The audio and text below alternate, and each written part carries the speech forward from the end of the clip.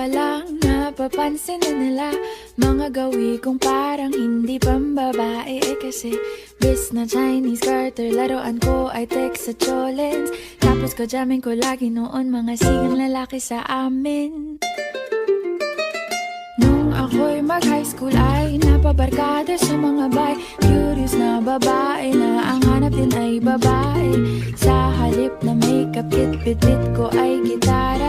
Tapos pormahan ko lagi ay long sleeves na t-shirt at faded na lonta. Pero nung makilala kita, nagbagong bigla ang aking timpla. Natutuwa ko na magpariban at mag-ahit ng kilay at least once a month. Hindi ko alam kung anong meron ka na sa akin ay nagpalambot ng bigla. Sinong mag-aakalang lalaki pala ang bibiyag sa tulad kong tigreng gala. Kahit ako'y titibok-tibok, puso ko ay titibok-tibok pa rin sa'yo. Isang halik mo lamang at ako ay tinatablan.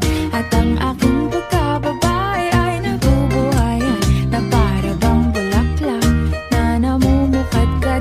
Dahil alaka mo sa dilig at katamtamang sikat ng araw-araw mong pag-ibig sa aking buhay nagpapasarap.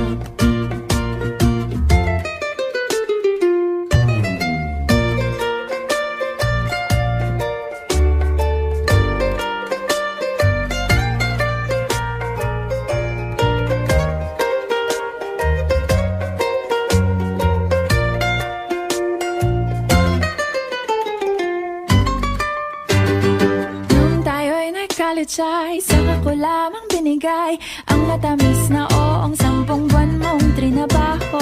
Sa halip na tsokolate at tipikal na mga diskarte, nabihag mo ko sa mga tula at sa mga katamong pabebe.